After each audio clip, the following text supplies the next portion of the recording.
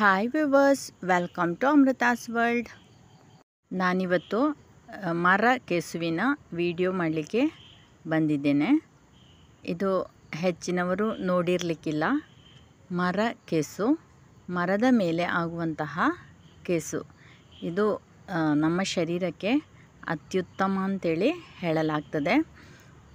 ಇದರಲ್ಲಿ ವಿಟಮಿನ್ಸ್ ಇದೆ. ಅದೇ ರೀತಿ ರೋಗ ಪ್ರತಿರೋಧ ಶಕ್ತಿ ಹೆಚ್ಚಿಸಲಿಕ್ಕೆ ಇದು ಸಹಾಯ ಮಾಡುತ್ತದೆ. ಇದು ನಾನು ಕಲೆಕ್ಟ್ ಮಾಡಿದ್ದು ದೇಲಂಪಾಡಿ ಪಂಚಾಯತಿನ ಪಯಸ್ವಿನಿ ನದಿ ಹರಿಯುವಂತಹ ಭಾಗದಲ್ಲಿ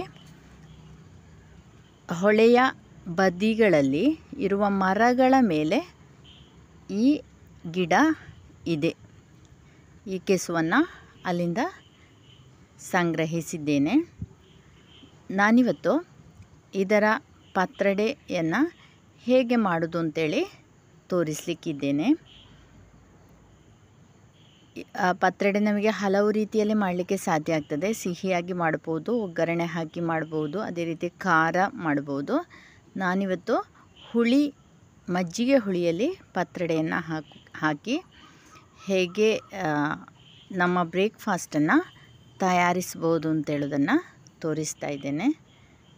ಇದು ಮರದ ಮೇಲಿನಿಂದ ಕೊಯ್ದ ಕೆಸು ಆದ ಕಾರಣ ಅದು ಬೇರು ಸಮೇತ ತೆಗೆದುಕೊಂಡು ಬಂದಿದ್ದೇನೆ. ಇದರ ಬೇರನ್ನು ನೆಟ್ಟರೆ ಊರಲ್ಲಿ ಕೂಡ ಆಗ್ತದೆ ಅಂತೇಳಿ ಹೇಳೋದು ಕೇಳಿದ್ದೇನೆ. ಇದರ ಬೇರುಗಳನ್ನು ನೆಟ್ಟು ಪರೀಕ್ಷೆ ಮಾಡಲಿಕ್ಕೆ ಹೋಗ್ತಾ ಇದ್ದೇನೆ. ಈ ರೀತಿ ಎಲೆಗಳನ್ನು ಕಟ್ ಮಾಡಿಕೊಂಡು ಪತ್ರೊಡೆಯನ್ನು ಮಾಡುವ. ನಾನು ಇದಕ್ಕಿಂತ ಮೊದಲು ಪತ್ರೊಡೆ ಮಾಡುವಂತಹ ವಿಡಿಯೋ ಹಾಕಿದ್ದೇನೆ. ಖಾರ ಪತ್ರೊಡೆ ವಿಡಿಯೋ ಹಾಕಿದ್ದೇನೆ. ಅದರ ಲಿಂಕನ್ನು ಡಿಸ್ಕ್ರಿಪ್ಷನ್ ಬಾಕ್ಸಲ್ಲಿ ಕೊಡ್ತೇನೆ, ಎಲ್ಲರೂ ನೋಡಬೇಕು. ಅದರಲ್ಲೆಲ್ಲ ನಾನು ಉಪಯೋಗಿಸಿರುವುದು ನಮ್ಮ ಊರಲ್ಲಿ ಸಿಗುವಂತಹ ಕೆಸುವಿನ ಎಣ್ಣೆ ಉಪಯೋಗಿಸಿದ್ದೇನೆ. ಆದರೆ ಇದು ಒಂದು ಪ್ರತ್ಯೇಕ ವಿಡಿಯೋ.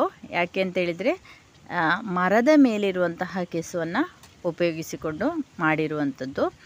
ಈ ಕೆಸುವಿನ ಎಲೆಗಳು ಸ್ವಲ್ಪ ದಪ್ಪ ಆಗಿದೆ. ನಮ್ಮ ಊರಲ್ಲಿರುವ ಕೆಸುವಿನ ಎಲೆಗಳಿಗಿಂತ ದಪ್ಪವಾದಂತಹ ಎಲೆಯಾಗಿದೆ. ಸಾಧಾರಣ ಕೆಸುವಿನ ಎಲೆಗಳು ಹೇಗೆ ತುರಿಸುತ್ತವೆಯೋ ಅದೇ ರೀತಿ ಇದು ಕೂಡ ತುರಿಸ್ತದೆ.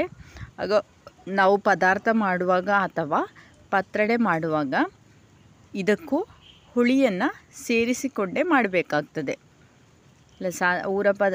ಊರಲ್ಲಿ ಸಿಗುವಂತಹ ಕೆಸುವಿನ ಎಲೆಗಳನ್ನು ಉಪಯೋಗಿಸಿ ಮಾಡುವಾಗ ಸ್ವಲ್ಪ ಹೆಚ್ಚಿನ ಸಂಖ್ಯೆಯಲ್ಲಿ ನಾವು ಓಟೆ ಹುಳಿಯನ್ನು ಹಾಕಿಕೊಂಡು ಪದಾರ್ಥ ಅಥವಾ ಪತ್ರೊಡೆ ಮಾಡುವಂಥದ್ದು. ಅದೇ ರೀತಿ ಇಲ್ಲಿ ಕೂಡ ಹುಳಿಯನ್ನು ಸೇರಿಸಿಕೊಂಡೇ ಪತ್ರೊಡೆಯನ್ನು ಮಾಡ್ತೇನೆ. ಇನ್ನು ಇದನ್ನು ಒಮ್ಮೆ ಚೆನ್ನಾಗಿ ತೊಳೆದು ಸ್ವಲ್ಪ ಆರಲಿಕ್ಕೆ ಬಿಡುವ.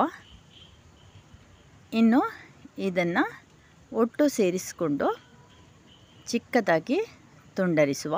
ಈಗ ನಾವು ಕ್ಯಾಬೇಜ್ ಪದಾರ್ಥಕ್ಕೆ ಹೇಗೆ ಹೆಚ್ಚುತ್ತೇವೆಯೋ ಅದೇ ರೀತಿ ಚಿಕ್ಕದಾಗಿ ಇದನ್ನು ಹೆಚ್ಚಿಕೊಳ್ಳಬೇಕು. ಈ ರೀತಿಯಾಗಿ ಕಟ್ ಮಾಡಿ ಇಟ್ಟುಕೊಳ್ಳುವ. ಈ ರೀತಿಯಾಗಿ ಎಲ್ಲ ಎಲೆಗಳನ್ನು ತುಂಡರಿಸಿ ಇಟ್ಟುಕೊಳ್ಳುವ. ನಾನಿಲ್ಲಿ ಪತ್ರೊಡೆ ಮಾಡಲಿಕ್ಕೆ ಬೇಕಾಗಿ 3 ಗ್ಲಾಸು ಅಕ್ಕಿಯನ್ನು ನೆನೆಸಿಟ್ಟುಕೊಂಡಿದ್ದೇನೆ. 2 ಗ್ಲಾಸು ಬೆಳ್ತಿಗೆ ಅಕ್ಕಿ ಮತ್ತು 1 ಗ್ಲಾಸು ರೇಷನ್ ಅಕ್ಕಿಯನ್ನು ಇದರಲ್ಲಿ ಸೇರಿಸಿದ್ದೇನೆ.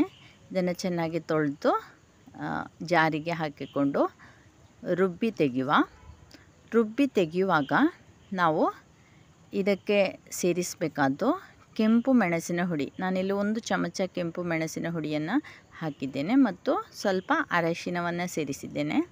ಅದೇ ರೀತಿ ಅಗತ್ಯ ಇರುವಷ್ಟು ಉಪ್ಪನ್ನು ಸೇರಿಸಬೇಕು. ಇದಲ್ಲದೆ ಸ್ವಲ್ಪ ಹುಣಸೆ ಹುಳಿಯನ್ನು ಕೂಡ ಇದಕ್ಕೆ ಹಾಕಿಕೊಂಡು ನೀರು ಸೇರಿಸಿ ರುಬ್ಬಿ ತೆಗಿಬೇಕು. ಇನ್ನು ರುಬ್ಬಿ ತೆಗೆದಂತಹ ಹಿಟ್ಟನ್ನು ಈ ತುಂಡರಿಸಿಟ್ಟಿರುವಂತಹ ಎಲೆಗೆ ಹಾಕಿಕೊಳ್ಬೇಕು. ಹಾಕಿಕೊಂಡು ಚೆನ್ನಾಗಿ ಮಿಕ್ಸ್ ಮಾಡಬೇಕು. ಇಲ್ಲಿ ಕೈಯಿಂದಲೇ ಮಿಕ್ಸ್ ಮಾಡಿಕೊಳ್ಳುವುದು ಒಳ್ಳೆಯದು. ಯಾವತ್ತೂ ಕೆಸುವಿನ ಪತ್ರೊಡೆ ಮಾಡುವಾಗ ಎಲೆ ತುಂಬ ಇದ್ದರೆ ನಮಗೆ ತಿನ್ನಲಿಕ್ಕೂ ಟೇಸ್ಟ್ ಆಗ್ತದೆ. ಇಲ್ಲಿ ಕಾಡು ಅಂದರೆ ಮರ ಕೆಸುವಾದ ಕಾರಣ ನನಗೆ ತುಂಬ ಸಿಗಲಿಲ್ಲ, ಸ್ವಲ್ಪ ಸಿಕ್ಕಿದೆ. ಅದರಿಂದಲೇ ನಾನು ಪತ್ರೊಡೆಯನ್ನು ಮಾಡ್ತಾ ಇರೋದು. ಇನ್ನು ಈ ಹಿಟ್ಟನ್ನು ಎಲೆಯಲ್ಲಿ, ಬಾಳೆ ಎಲೆಯಲ್ಲಿ ಇಟ್ಟು ಮಡಚಿ ಬೇಯಲಿಕ್ಕಿಡುವ. ನಮಗೆ ಎಲೆಯನ್ನು ಬೆಂಕಿಗೆ ಹಿಡಿದು ಬಾಡಿಸಿಕೊಂಡು ಮಾಡಿದರೆ ಎಲೆ ತುಂಡಾಗೋದಿಲ್ಲ. ನಾನಿಲ್ಲಿ ಎಲೆಯ ಏನು ಅಂಶ ಕೂಡ ಸಿಗಲಿ ಎನ್ನುವ ರೀತಿಯಲ್ಲಿ ಎಲೆಯನ್ನು ಬಾಡಿಸದೆ ಹಾಗೆ ಇಡ್ತಾ ಇದ್ದೇನೆ. ಈ ರೀತಿ ಇದನ್ನು ಬೇಯಲಿಕ್ಕಿಡುವ, ಮುಚ್ಚಿಟ್ಟು ಬೇಯಿಸುವ. ಕಡಿಮೆ ಅಂದರೂ ಒಂದು 1/4 ಗಂಟೆ ಇದು ಬೇಯಲಿಕ್ಕೆ ಬೇಕು. ಈಗ 1/4 ಗಂಟೆ ನಂತರ ಇದು ಬೆಂದಾಗಿದೆ. ಇನ್ನು ಇದನ್ನು ತೆಗೆದು ಚಿಕ್ಕ ತುಂಡುಗಳಾಗಿ ಮಾಡಬೇಕು. ಇದು ಪೂರ್ಣವಾಗಿ ತಣಿದ ಮೇಲೆ ತುಂಡರಿಸುವುದು ಒಳ್ಳೆಯದು. ಇನ್ನು ನಮಗೆ ಇದಕ್ಕೆ ಬೇಕಾದ ಹುಳಿ ಪದಾರ್ಥ ತಯಾರಿ ಮಾಡುವ. ನಾನಿಲ್ಲಿ ಒಂದು 15ರಷ್ಟು ಗಾಂಧಾರಿ ಮೆಣಸನ್ನು ತಗೊಂಡಿದ್ದೇನೆ. ಅದರ ಜೊತೆಗೆ ತೆಂಗಿನ ತುರಿ ಅರ್ಧದಷ್ಟು, ನಂತರ ಮಜ್ಜಿಗೆಯನ್ನು ಸುರಿದುಕೊಂಡು ರುಬ್ಬಿ ತೆಗೆಯುವ. ಇನ್ನು ಇದನ್ನು ಒಂದು ಪಾತ್ರೆ ಒಲೆಯಲ್ಲಿಟ್ಟು ಅದಕ್ಕೆ 1 ಚಮಚ ಎಣ್ಣೆ ಹಾಕಿಕೊಂಡು ಸ್ವಲ್ಪ ಸಾಸಿವೆ ಹಾಕಿ ಅದು ಸಿಡಿದಾದಮೇಲೆ ಸ್ವಲ್ಪ ಕರಿಬೇವಿನ ಸೊಪ್ಪನ್ನು ಹಾಕುವ ಮತ್ತು ನೀರುಳ್ಳಿ, ಹೆಚ್ಚಿಟ್ಟ ನೀರುಳ್ಳಿಯನ್ನು ಸೇರಿಸಿಕೊಂಡು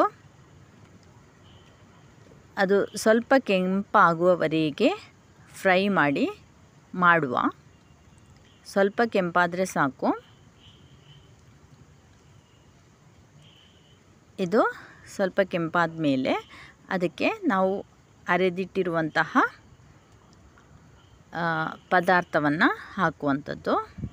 ಹಾಗೆ ಇಲ್ಲಿ ನಾನು ಸೇರಿಸಿರುವುದು ಸಾಸಿವೆ, ಕರಿಬೇವು ಮತ್ತು ನೀರುಳ್ಳಿ ಮಾತ್ರ. ಇನ್ನು ಅರೆದಿಟ್ಟಿರುವ ಮಿಕ್ಸನ್ನು ಇದಕ್ಕೆ ಸೇರಿಸಿಕೊಂಡು ಈ ಸಮಯದಲ್ಲಿ ಉಪ್ಪು ಕೂಡ ಹಾಕಿಕೊಡುವ. ಅಗತ್ಯವಿರುವಷ್ಟು ಉಪ್ಪು ಹಾಕಿ ಮುಚ್ಚಿಟ್ಟು ಕುದಿಸುವ.